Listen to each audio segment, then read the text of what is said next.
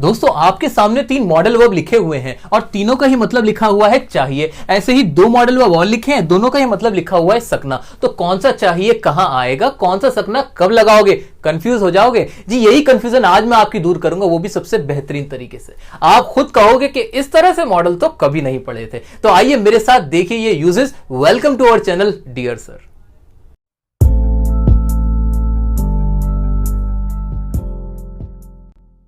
दोस्तों अगर मैं आपसे पूछूं कि मॉडल किसे कहते हैं तो आप मुझसे कहेंगे कैन, शुड, माइट, वुड। लेकिन मैं तो आपसे पूछ रहा हूं कि मॉडल क्या होते हैं। आप तो मुझे एग्जांपल देने लगे। दोस्तों जब तक हमें इसका मीनिंग नहीं पता चलेगा तो हम समझेंगे कैसे। तो आइए सबसे पहले मेरे साथ देखेंगे मॉडल का कंसेप्ट और फिर देखेंगे इसके यूजेज। तो मॉडल का जो मीनिंग होता है वो उसके वर्ड से ही समझ में आ जाता है। मॉडल वर्ड जो बना है ना, ये बना है मोड या मूड से। अब मूड तो आप समझते ही हो। मूड का मतलब होता है कि जो आपके दिल की बात है, जो आप दिल में महसूस कर रहे हो, यानी कहने वाला जब अपने दिल की कोई बात बताना चाहता है, यानी वो आपसे कोई अपनी इच्छा जाहिर करना चाहता है, ख्वाहिश जाहिर करना चाहता है, या आपसे परमिशन लेना चाहता है, या आपको कोई सलाह देना चाहता है, या आपको आपकी जिम्मेदारी का एहसास दिलाना चाहता है, ये सारी बातें, जी हां, ये सारी बातें जब कहने वाला किसी सेंटेंस में इंग्लिश के अंदर कहना चाहता है तो वो मॉडल वर्ब का इस्तेमाल करता है। पूरी इंग्लिश ग्रामर के अंदर और कोई ऐसे वर्ड्स नहीं है जो इन बातों को बता दें, लेकिन ये सारी बातों को बताने के लिए मॉडल वर्ब का इस्तेमाल किया जाता है। आइए एक एग्जांपल की मदद से इसको और अच्छे से हम समझ लेते हैं। जी एग्जांपल मैंने आपके सामने लिखा, यू कैन स्पीक इंग्लिश। इसका मतलब क्या हुआ मैं आपको बता देता हूं। इसका मतलब होता है कि आप इंग्लिश बोल सकते हो। जी हां, मैं आपसे कहना चाहता हूं आप इस काबिल हो, इस लायक हो कि आप इंग्लिश बोल सकते हो। आइए एक और सेंटेंस लिखता हूं। मैंने लिखा यू शुड स्पीक इंग्लिश। अच्छा, इसका मतलब क्या हुआ दोस्तों? इसका मतलब हुआ कि आपको इंग्लिश बोलनी चाहिए। दोस्तों देखो, सेंटेंस को अगर मैं गौर से देखूं तो इसके अंदर बस एक ये कैन जो दिख रहा है ना मुझे, और ये जो शुड दिख रहा है, ये अलग है। बाकी दोनों सेंटेंस तो सेम ही है ना। लेकिन अब देखो पहले वाला sentence, you can speak English, यानी कहने वाले का मूड क्या है, उसके दिल में क्या है, वो आपसे कहना चाहता है कि आप इंग्लिश बोलने लायक हो, आप इंग्लिश बोल सकते हो। दूसरा सेंटेंस देखो, दूसरे में लिखा यू शुड स्पीक इंग्लिश, कि आपको इंग्लिश बोलनी चाहिए। अब वो आपको काबिलियत नहीं बता रहा, उसके मन में यह है कि वो आपको सलाह देना चाहता है। वो आपको सलाह दे रहा है कि भाई आप इंग्लिश बोलो, आपको इंग्लिश बोलनी चाहिए। तो अगर मैं इन 2 वर्ड को हटा देता हूं इन सेंटेंस में तो बाकी सेंटेंस तो फिर सेम हो जाते। इन 2 वर्ड्स ने, जी हां दोस्तों, इन मॉडल वर्ब ने, इसने और इसने सेंटेंस का असली सेंस बताया मुझे। इन वर्ड ने बता दिया कि असल में जो कहने वाला है वो क्या कहना चाहता है, उसके दिल की बात क्या है। जी हां दोस्तों, बहुत प्यारा कॉन्सेप्ट है। मुझे उम्मीद है कि अब आपको कोई डाउट नहीं होगा अगर आपसे कोई पूछे कि मॉडल वर्ब होती क्या है। दोस्तों सबसे पहले हम देखते हैं मे का इस्तेमाल। मे का इस्तेमाल होता है परमिशन लेने के लिए या देने के लिए फॉर्मल मैनर में। अब ये फॉर्मल मैनर का मतलब क्या हुआ? फॉर्मल मैनर का मतलब हुआ कि आप अपने स्कूल में हो, कॉलेज में हो या ऑफिस में हो, या फिर किसी बड़े से बात कर रहे हो या अजनबी से बात कर रहे हो, और आपको उस व्यक्ति से कुछ परमिशन लेनी है। तो जो परमिशन लोगे ना तो वो रिस्पेक्ट के साथ लोगे और वहां लगा दोगे मे, क्योंकि जहां मे है वहां इज्जत है। आइए इसको कुछ सिचुएशन के हिसाब से समझते हैं। मैं एक स्टूडेंट हूं, अब मुझे अपने टीचर से एक क्वेश्चन पूछना है, तो मैं कहूंगा sir may I ask you a question? Yes you may. मैं एक रिसेप्शनिस्ट हूं और मैं अपने कस्टमर से पूछूंगा मे आई हेल्प यू सर? आइए अब देखते हैं मे का अगला इस्तेमाल। अगला इस्तेमाल मे का क्या है? अगला इस्तेमाल है पॉसिबिलिटी या संभावना को बताने के लिए। यानी आपको लगता है कि कोई चीज हो सकती है, उसके होने के चांसेस हैं, या कोई चीज नहीं हो सकती, उसके ना होने के चांस हैं। तो किसी भी तरह की, जी हां, किसी भी तरह की अगर आपको पॉसिबिलिटी दिखानी है तो आप लगा दोगे मे। जी हां, अब देख लेते हैं इसको एग्जांपल की मदद से। एग्जांपल है हमारा, may be he is right. अरे कोई पेन तो दे दो sir. May be he is right, यहां पे क्या कहना चाहता है कि हो सकता है कि वह सही हो, यानी चांसेस है कि वह सही हो सकता है। तो ये हमने क्या दिखाई यहां? पॉसिबिलिटी। अगला एग्जांपल क्या हमारा?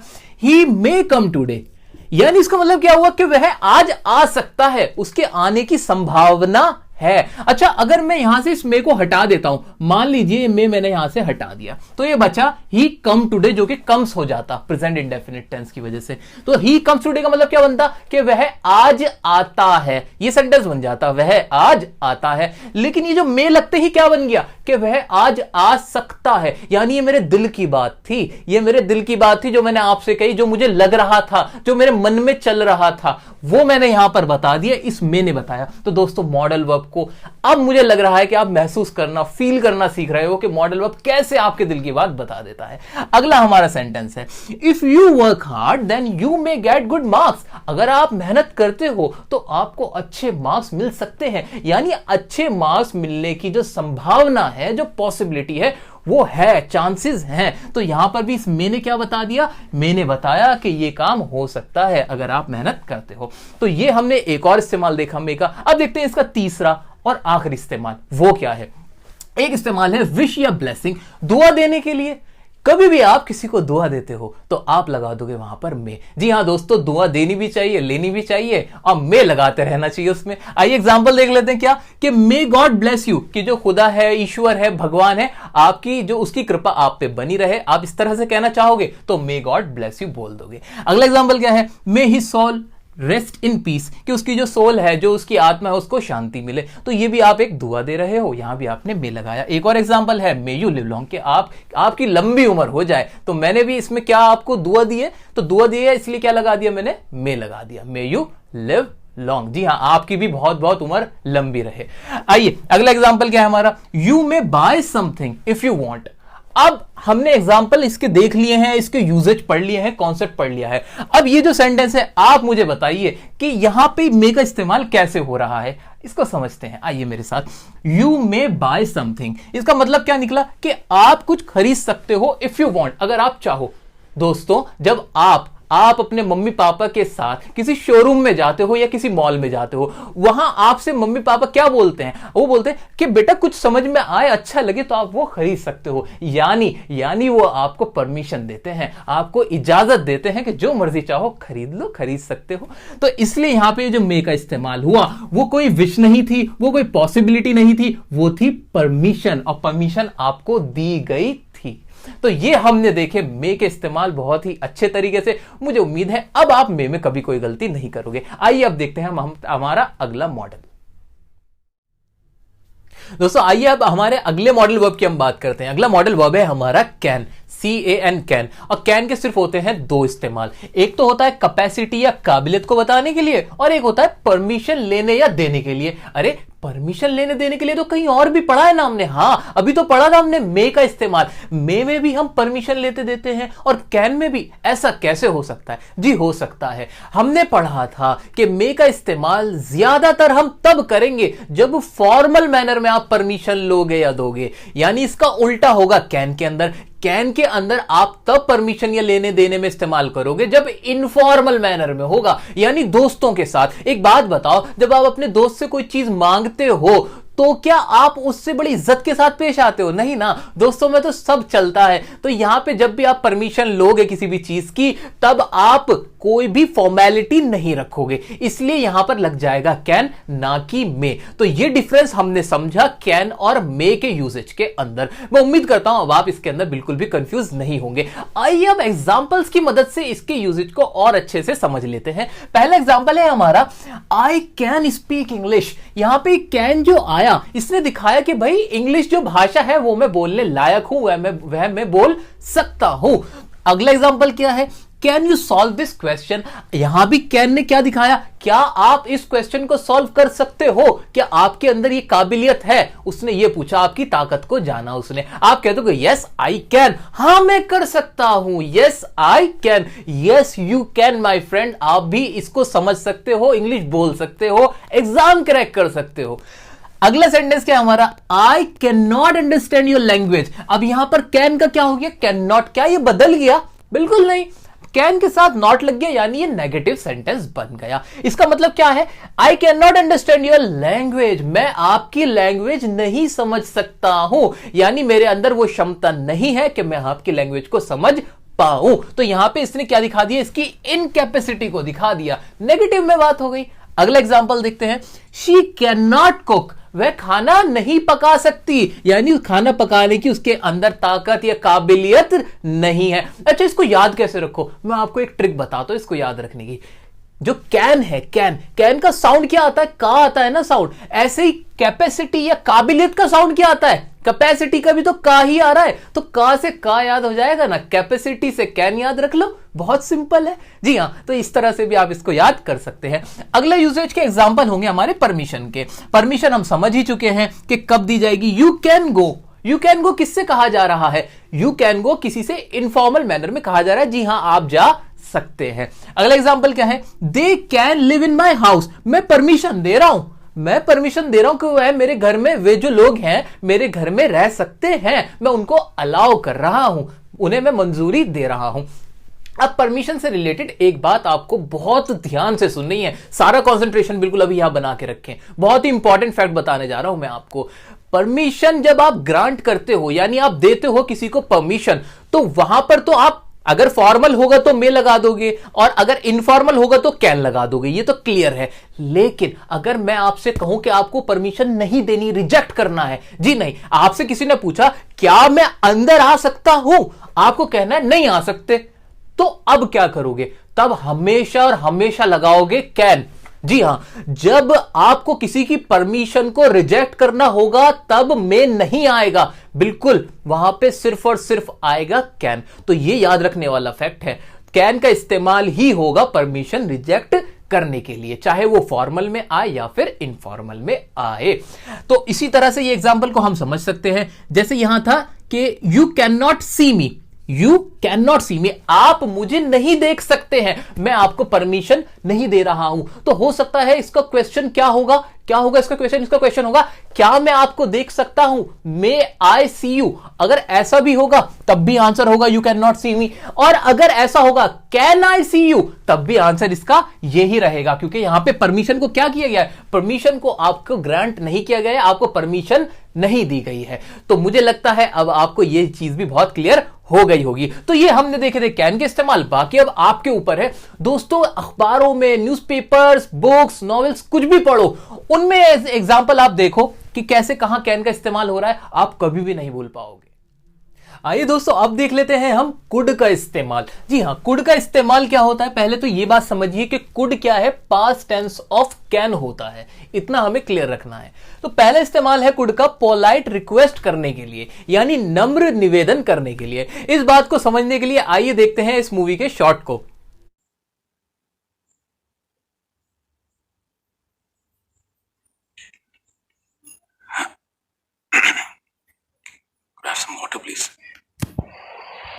हाँ तो दोस्तों, जैसे कि आपने देखा इस मूवी में आमिर खान ने पानी मांगने के लिए कुड का इस्तेमाल किया था, क्योंकि वो बड़े पोलाइट रिक्वेस्ट कर रहे थे, बहुत ही प्यार से एक रिक्वेस्ट कर रहे थे, क्या आप मुझे पानी दे सकते हो। इस तरह से उन्होंने एक रिक्वेस्ट करी और कुड का इस्तेमाल किया। लेकिन एक बात है जो मुझे कंफ्यूजन रहती है, कंफ्यूजन ये रहती है कि सर ये तो पास्ट टेंस ऑफ कैन होता है, तो ये प्रेजेंट में कैसे इस्तेमाल हो जाता है। दोस्तों यहीं पर आपको कंफ्यूज नहीं होना है, हां ये पास्ट टेंस ऑफ कैन तो है, लेकिन जब भी पोलाइट रिक्वेस्ट करोगे तो कुड लगा देना, तब वो प्रेजेंट में भी इस्तेमाल होगा, जैसे कि हमने एग्जांपल में देख भी लिया है। बाकी और एग्जांपल भी हम देख लेते हैं। आइए, तो एग्जांपल क्या है हमारा, could you please open the window, बड़े प्यार से कहा है क्या आप खिड़की खोल सकते हैं, तो यहां पे कुड का इस्तेमाल हो गया। अगला एग्जांपल क्या है हमारा, could U turn the music down, क्या आप म्यूजिक बंद कर सकते हो।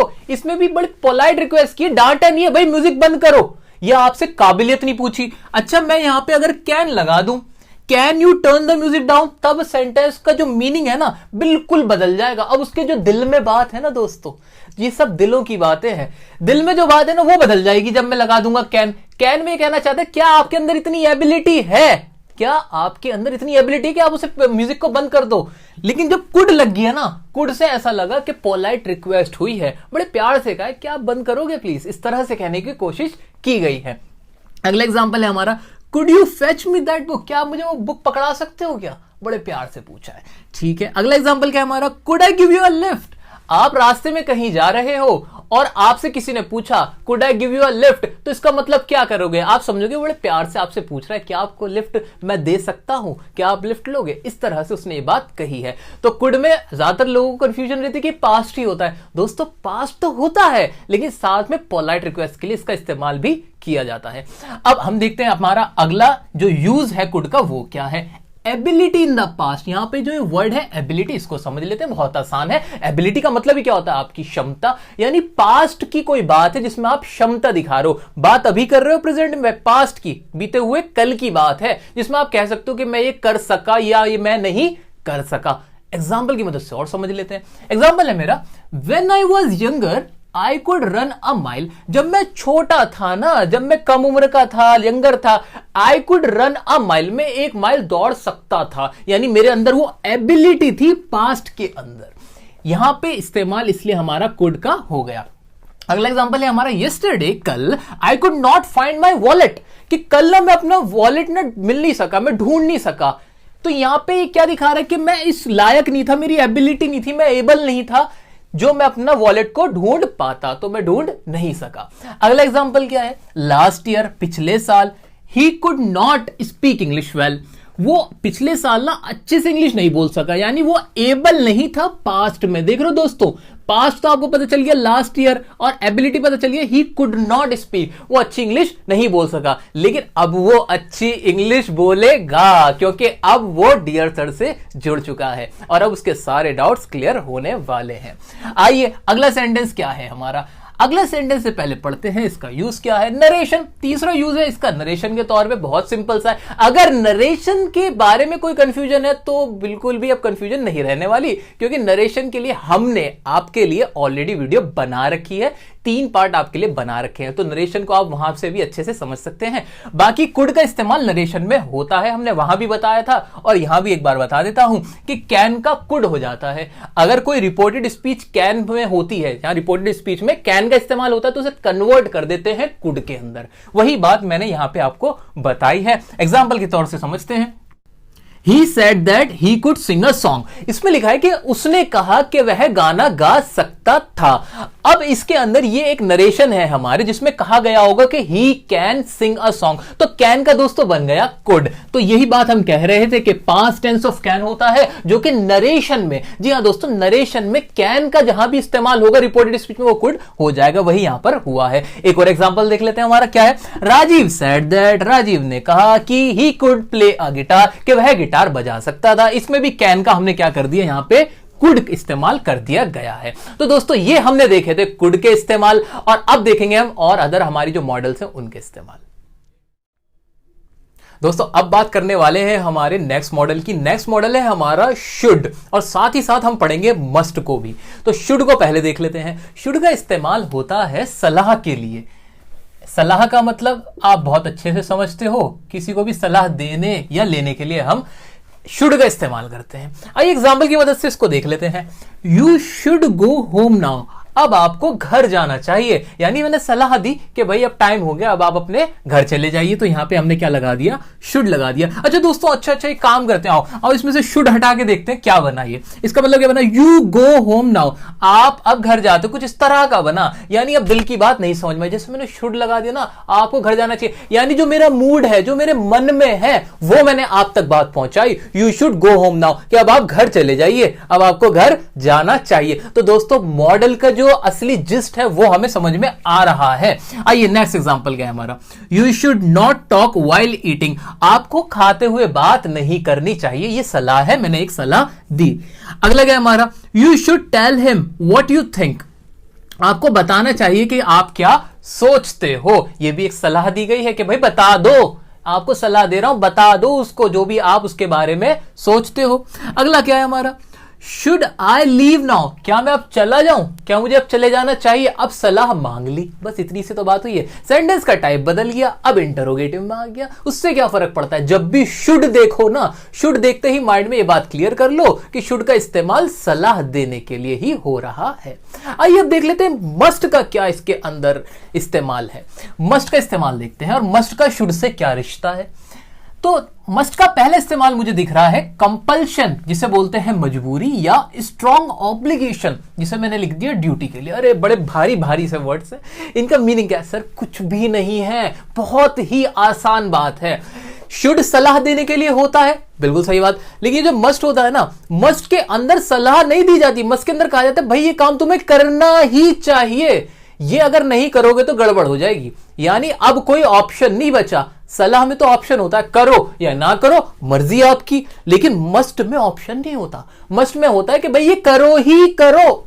इस तरह की सलाह है जिसमें अब कोई ऑप्शन नहीं बचता। एग्जाम्पल की मदद से इसको और देख लेते हैं, आइए। He must apologise for his mistake. उसको ना अपनी गलती के लिए, मिस्टेक के लिए ना एपोलोजाइज यानी माफी मांगनी चाहिए। अच्छा, मस्ट लग गया। मस्ट जैसे ही लगा मुझे समझ में आ गया कि उसके दिल में क्या था। कहने वाला ये कहना चाहता है कि आपने जो गलती कर दी ना वो इतनी बड़ी है कि अब तो भाई उसके लिए आपको माफी मांगनी ही चाहिए, अगर नहीं मांगोगे तो गड़बड़ हो जाएगी, ये कहना चाहता है। अच्छा, ये शुड आ सकता था क्या दोस्तों? शुड आ सकता था जी, बिल्कुल आ सकता था। अगर कोई नॉर्मल सी सलाह वाली बात है, छोटी मोटी कोई बात हो गई और आप कह रहे हो भाई तो आप ना माफी मांग लो उससे जाके, इस तरह से कहना चाहते हो तो बोल दोगे यार यू शुड ना एपोलोजाइज फॉर योर मिस्टेक, आप ना अपनी गलती के लिए माफी मांग लो, इस तरह की बात है। अगला सेंटेंस क्या है? His mother is not well. उसकी मम्मी ठीक नहीं है, तबियत खराब चल रही है। He must take care of her. उसको ना अपनी मम्मी का ख्याल रखना चाहिए। क्या यहां पे मैं मस्ट लगा के ये कहना चाहता हूं कि भाई सारे काम धंधे छोड़ो, सारी बातें बाद में, पहले जाओ अपनी मम्मी का ख्याल करो? जी हां, बिल्कुल यही बात यहां पे हो रही है। मस्ट ने मुझे जता दिया है कि भाई ये तुम्हारी ऑब्लिगेशन है, ड्यूटी है, अपनी मम्मी का ख्याल रखना, अपनी मां का ख्याल रखना आपकी ड्यूटी बन गई है, इसलिए आप उनका ख्याल रखो। तो सलाह नहीं है ये, इस तरह की सलाह है जो क्या बन गई है? अब एक कंपल्शन है, एक ऑब्लिगेशन है आपकी। अब अगला सेंटेंस क्या है वो देख लेते हैं। A teacher must teach students about etiquettes. Etiquette समझते हो ना, तहजीब, तमीज। तो एक टीचर जो होता है ना उसको अपने स्टूडेंट्स को एटिकेट जरूर सिखाने चाहिए। अब यहां पे मस्ट लगा, इसका मतलब ये हुआ कि टीचर की जिम्मेदारी है कि वो आपको सिखाए कि दोस्तों अपने से बड़ों के साथ अच्छे से पेश आना चाहिए, स्टूडेंट्स होने के नाते आपको सबसे अच्छा व्यवहार करना चाहिए, बड़ों की रिस्पेक्ट करनी चाहिए। ये बातें एक टीचर को जरूर जरूर सिखाने चाहिए अपने स्टूडेंट्स को। उम्मीद करता हूं आप सब भी ये सीख रहे होंगे। अगला सेंटेंस क्या है हमारा? If you like the video you must hit the like button. अब मुझे बताने की जरूरत नहीं है कि इस सेंटेंस का मतलब क्या है, आप बटन को लाइक करके बता दोगे। अच्छा, एक और यूजेज है, वो है प्रोबेबिलिटी को। प्रोबेबिलिटी का मतलब क्या होता है? प्रोबेबिलिटी का मतलब होता है संभावना, प्रायिकता, जिसे हम हिंदी में बोल देते हैं। संभावना का मतलब कि आपको लगता है ऐसा तो होना ही चाहिए। देखो दोस्तों, आवाज इसमें भी चाहिए की ही है। ये लिखा हुआ तो प्रोबेबिलिटी है कि हाँ भाई संभावना के लिए इस्तेमाल होगा, लेकिन असल में ना ये यही वाला इस्तेमाल है। आओ मेरे साथ समझते हैं इसको। क्या है? He must be there. अब इसका मतलब क्या हुआ? इसकी हिंदी अगर मैं बनाऊं तो होगी कि वह वहां होना चाहिए, यानी मुझे लगता है कि उसकी जिम्मेदारी बनती है या ये जरूरी ही है कि वो वहां होना चाहिए। लेकिन इसका मीनिंग एक ये भी तो निकल रहा है, वह वहां होगा। जी हां, प्रोबेबिलिटी इस तरह से ही हुई कि जब आपको लगता है कि कोई भी व्यक्ति या चीज कहीं पर होनी चाहिए तो आप बोल देते हो ही मस्ट बी देयर या इट मस्ट बी देयर। वहां पे आप एक अंदाजा लगाते हो क्योंकि आपको लगता है, क्योंकि उस चीज का वहां होना जरूरी ही है। तो ये इस्तेमाल था एज अ प्रोबेबिलिटी। दिखने को प्रोबेबिलिटी लग रहा है लेकिन असल में ये यही वाला है, एक ही इस्तेमाल है। बस मैंने आपके लिए इसलिए लिख दिया, कहीं आप घबराओ ना, कभी आपके सामने कोई कहे या आपके सामने इस तरह का सेंटेंस आए तो आप समझ जाओ। इसी तरह का प्रोबेबिलिटी का एक और सेंटेंस देखो। Your phone is switched off. आपका फोन स्विच ऑफ है। Your mother must be worried about you. आपकी मम्मी परेशान हो रही होंगी, यानी आपकी मम्मी परेशान होंगी। आवाज क्या निकली? परेशान होंगी। ये तो अजीब सी आवाज निकली। नहीं नहीं नहीं, इसकी असली आवाज तो यह है कि आपकी मम्मी को परेशान होना चाहिए, क्योंकि वो आपकी मम्मी है। वो जरूरी, ये पक्की बात है कि वो आपकी मम्मी परेशान होंगी इस वक्त, वो ये कहना चाहता है। तो दोस्तों ये हमने देखे थे मस्ट के इस्तेमाल, ये देखे थे शुड के इस्तेमाल। सम अप कर देता हूं कि शुड कम पावरफुल है, मस्ट ज्यादा पावरफुल है। जहां आपको ज्यादा जोर दे के बात कहनी हो, आपको ज्यादा जोर दे के सलाह देनी होगी ना, तो मस्ट लगा देना। एक एग्जांपल और साथ में देख लेते हैं और फिर हम अपनी बात को खत्म करेंगे। मैं एक टीचर हूं और ये स्टूडेंट फेल हो गया है, तो मैं इससे कहूंगा यू मस्ट वर्क हार्ड। तो मस्ट क्यों आया? मस्ट इसलिए आया भाई, अब ऑप्शन नहीं है, फेल हो गए तुम, अब तुम्हारे पास कोई ऑप्शन नहीं बचा है, इसलिए यू मस्ट वर्क हार्ड। तो दोस्तों ये थे शुड और मस्ट के इस्तेमाल, और अब देखेंगे हम वुड के इस्तेमाल।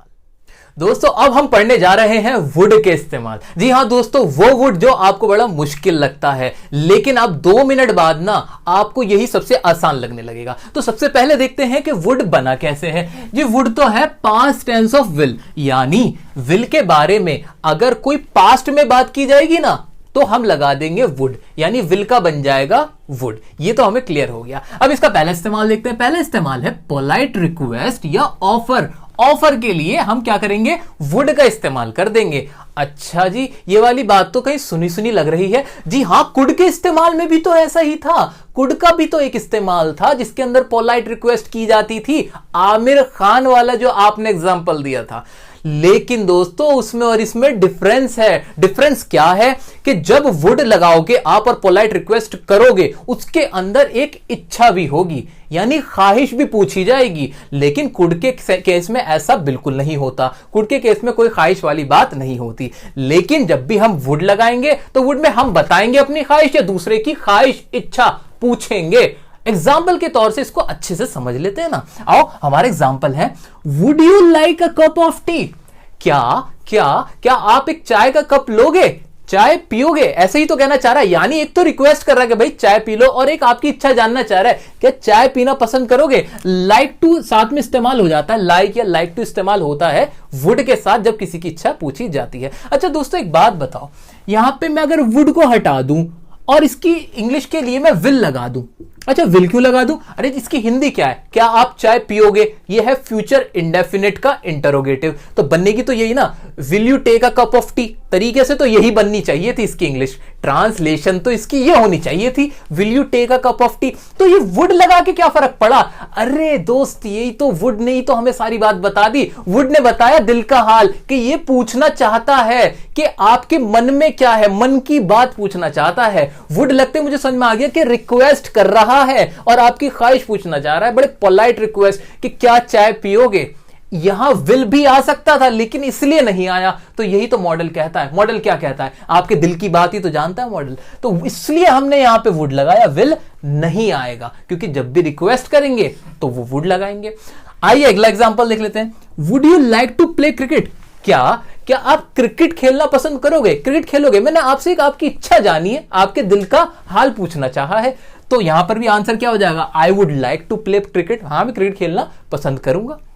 अगला एग्जांपल देखते हैं। What would you like to have in breakfast? कि आप ब्रेकफास्ट में क्या लेना पसंद करोगे? दोस्तों वही बात दोबारा आ गई क्या, कि यहां वुड आ गया, आने को तो विल भी आ सकता था लेकिन नहीं आएगा, क्योंकि वुड ने हमें बताया कि हम क्या करना चाह रहे हैं, हम आपसे एक रिक्वेस्ट करना चाह रहे हैं बड़े प्यार से, और आपकी ख्वाहिश जानना चाह रहे हैं। तो यहां पे इसकी मीनिंग बन जाएगी कि क्या आप ब्रेकफास्ट में आप क्या लेना पसंद करोगे। अगला एग्जाम्पल क्या है हमारा? I would like to say something. मैं कुछ कहना चाहूंगा। इसमें भी वुड के जगह आप विल लगा के देखो, I will like to say something या I shall like to say something, तो क्या बनेगा?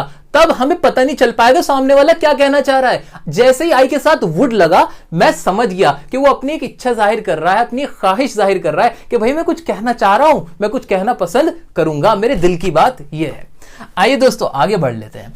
एक एग्जाम जो हमारा यूज होता है वुड का, वो होता है पास्ट हैबिट को बताने के लिए। पास्ट हैबिट यानी बीते हुए कल के अंदर आपकी कोई आदत, यानी कुछ साल पहले आप कोई काम किया करते थे, रिपीट एक्शन था वो आपका, बार बार किया करते थे, और अब प्रेजेंट में आप बता रहे हो वाली बात को। कहते हो ना आप भी कि अरे मैं तो बहुत अच्छा क्रिकेट खेला करता था, जब मैं गांव में था तो मैं खेतों में जाया करता था। इस तरह की बातें जब आप कहते हो, यानी अपनी कोई पास्ट हैबिट बताते हो, आदत बताते हो, तो आप लगा देते हो would.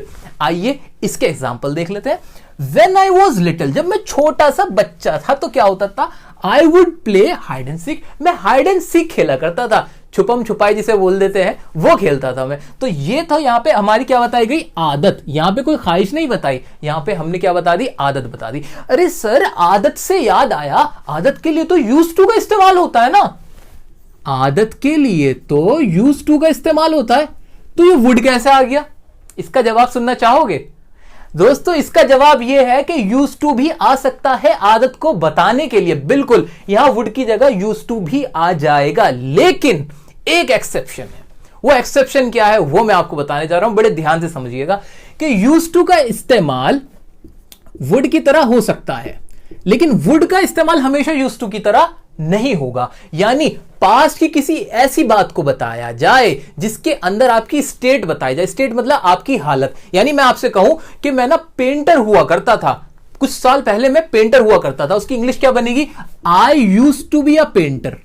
I used to be a painter. यहां कोई आदत नहीं है, यहां आपकी एक हालत बताई जा रही है, आपकी एक स्टेट बताई जा रही है कि आप ऐसे थे। तो यहां अगर मैं वुड लगाने की कोशिश करूंगा तो वो गलत हो जाएगा, तो वो गलत हो जाएगा। लेकिन कोई आदत होती है तो कोई दिक्कत नहीं है, आदत में वुड भी लग जाएगा और यूज्ड टू भी लग जाएगा। तो ये अगर कोई डाउट अगर आपको अब तक था तो मुझे उम्मीद है कि वो अब चूर चूर हो चुका होगा। आइए अब अगला एग्जांपल देख लेते हैं हमारा। In my childhood I would drink milk. जब मैं बचपन में मैं क्या करता था, मैं दूध पिया करता था, तो रिपीट एक्शन था, मेरी पुरानी आदत थी, अब मैंने वुड लगा दिया। बिल्कुल सिंपल सी बात थी। अब हम देखते हैं हमारा अगला यूज क्या है वुड का। वुड का अगला यूज है अनरियल सिचुएशन। अच्छा, अनरियल का मतलब जो रियल नहीं है, यानी जो सच्चाई में नहीं है, जो वास्तविक नहीं है, बस हवा हवा में बातें चल रही हैं। अच्छा ऐसा होता तो वैसा होता, वो वाली बातों के लिए क्या आ जाता है? वुड आ जाता है। सर एग्जाम्पल दो तब समझाओ। आओ एग्जाम्पल में, we would go to Japan but we are too busy.